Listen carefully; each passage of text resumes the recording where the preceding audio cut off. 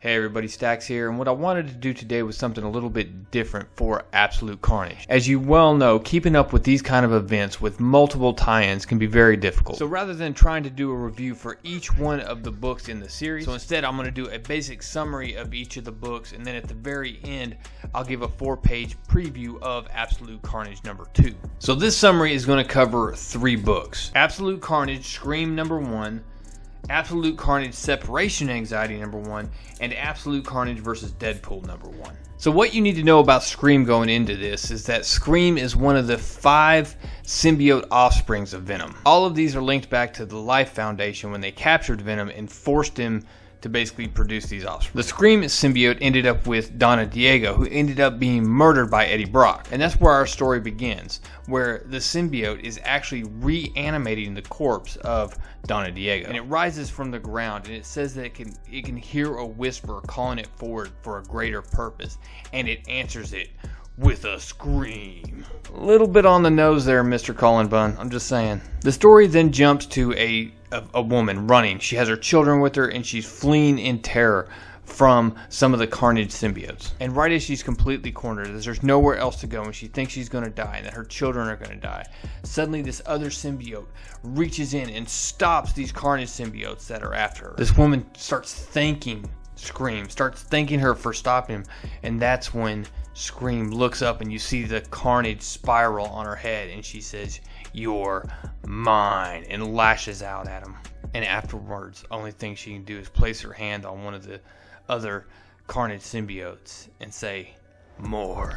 From there we jump to Patricia Robertson. Now she is from all the way back in Venom number 1 from the 2003 run. I gotta admit, I went and checked it out and I was not very impressed by it at all. The art hurt me very badly. Well, apparently she's out running the streets hunting these things when she runs across Scream and all of her Carnage knockoffs. And when she sees him, she opens fire. She's just blasting into these things. And she's holding her own. She actually hits Scream with a sonic round that completely immobilized. Now she points out that the fact that the symbiote had bonded itself to a corpse was strange, and that it was something that was certainly different. And when she does, Scream reaches up and grabs her and ends up bonding with her instead. And when she merges, it's confusion. It's complete confusion inside her head, because you have Patricia Robertson talking, you have Donna Diego talking, all these voices, and then you have the symbiote talking on top of it.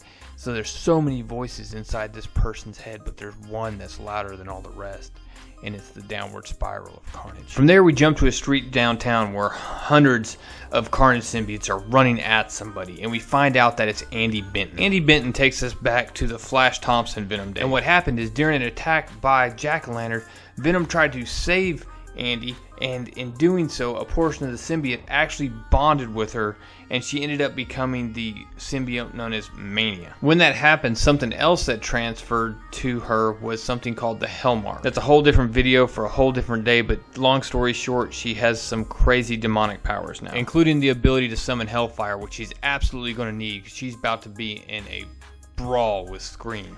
The next book was Absolute Carnage Separation Anxiety number 1. What you need to know walking into this one is that at one point Deadpool was infected by like 4 symbiotes, but at some point he ended up transferring into this stray dog who's been wandering around with, I guess, symbiotes for who knows how long. Well, this dog finds some kid sitting on the front porch crying because his parents are arguing, and apparently his parents were too busy arguing, him or her, I can't tell, but the parents have been too busy arguing to actually teach this kid not to let random dogs come up and lick you on the face. Well, the kid ends up taking the dog inside after basically saying, "Hey, look, I wish we can remain a family."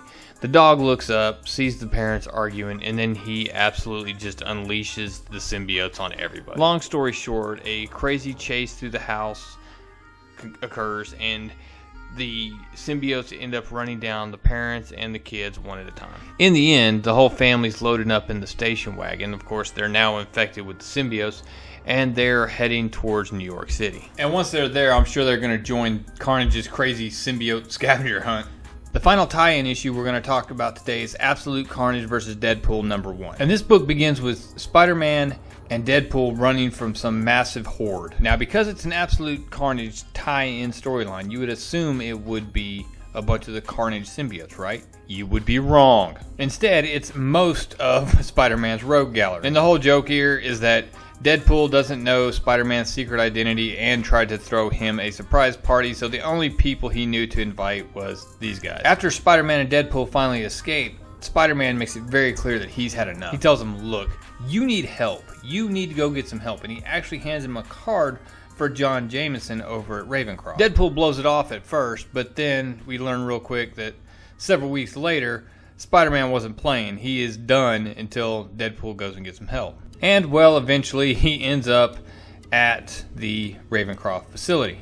And wouldn't you know it, it just so happened to be the day that Carnage struck the same facility. For what it's worth, we do find out that John Jameson has been converted to one of the Carnage symbiotes.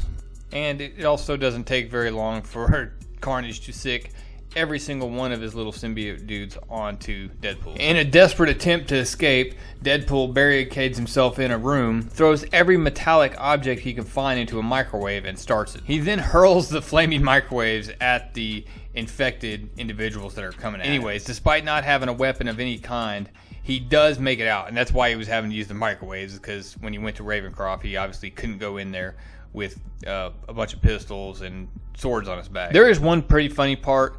During the escape from the original Rogues Gallery, Deadpool picks up a present that the Rhino had dropped, and it happens to be a Rhino hoodie. Now, because it has a horn on it, John Jameson, he confused it with a unicorn hoodie. Well, after Jameson failed to capture Deadpool, Carnage is about to kill him. When he says, how was I supposed to know that Deadpool was going to show up trying to find me dressed as a unicorn? And for some reason, this rattles something around in Carnage's mind. He says, wait a second, a unicorn? Jameson, you're a genius. You saying that made me realize something. That Clown is the only one alive who's actually merged with 4 symbiotes at one time. Capturing and killing him would be like winning the Codex lottery. Deadpool really is a freaking unicorn. So for that reason, Carnage tells his minions that Deadpool is their absolute top priority. 1, because of the Codex, and 2, just because he really hates that guy. So overall, if I had to rate all 3 of these tie-in books together, I would say, yeah, they're mediocre. Are they pertinent to the storyline? I'm sure that all these characters are going to work their way into the main storyline. But I'll tell you, I've been bitten by all these tie-ins, like with Infinity Countdown and some of the other ones, and I'm just not sure they're really worth buying at this point. I thought the art in Deadpool and the art in the Scream one were fine. I did not like separation anxiety at all, to be honest. If you're at all interested in separation anxiety or Scream, my buddy Ash on Comics did a much more detailed review over on his channel, and I'll leave the link down in the description below. So with that, let's check out Absolute Carnage number 2, the 4-page preview. The book starts with this shot of Cletus Cassidy, and it states that Cletus Cassidy is dead. Long live Cletus Cassidy. And this really just plays as the reestablishing the storyline kind of shot, talking about how he's gonna make the entire world dark.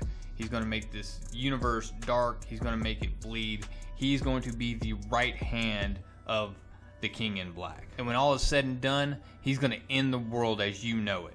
From there we get a shot of Carnage and what I'm assuming is the new Red Goblin. And they are coming straight for Spider-Man and Venom.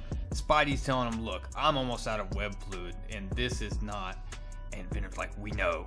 We cannot win this one. And something else that Venom is thinking is that he can actually hear him in this space. Somehow they are connected to Cletus Cassidy through the Grendel symbiote he's wearing in ways that he does not understand. And the bad part of that is that his madness is infectious. And though it's just echoing in his mind, he has to get away from it before he claws his own eyes out. So as Venom breaks through the final wall trying to escape, Spider-Man is just in the thick of it, just throwing bows against all these Carnage symbiotes. And he's screaming, we can't just leave Norman like this.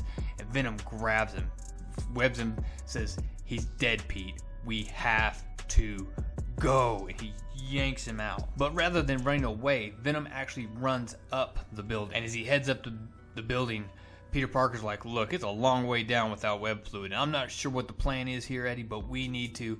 And Eddie Brock just stops him and says, Pete, don't worry. We got this. And he sprouts his freaking Venom wings and takes off. And then Carnage looks back over his shoulder and says, why are we not following them? And that ends the preview for Absolute Carnage number 2. I'll tell you what, I'm absolutely pumped for Absolute Carnage. The book is absolutely beautifully drawn. Ryan Stegman is killing it. I love this Peter Parker, Eddie Brock, Venom, Spider-Man team up. I think it's really working. I'm hoping that Eddie Brock and Peter Parker after this have some kind of relationship that's just a mutual agreement, just something going forward where this can actually happen more often, because it's really cool seeing those two work together. I know that's a long shot, but I'm allowed to hope. So anyways, guys, in summary, the 3 tie-ins, they are what they are. I don't think they're going to be anything significant to hang your hat on in the future. I don't think you miss too much if you miss those books. Now, and honestly, I don't recommend any of the 3. I do recommend going and pick up Absolute Carnage number 1.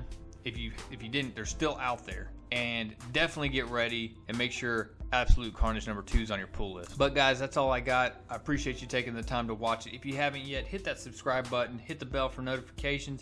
Every time you do it, it's like leaving a tip in the tip jar, man. It just helps grow the channel. And leave a like, and of course, comment down below, guys. I love to hear what you guys think. I love to hear what I missed, guys. If I missed anything in the book, let me know. I sincerely appreciate it. That's all I got. Real Comic Stacks out.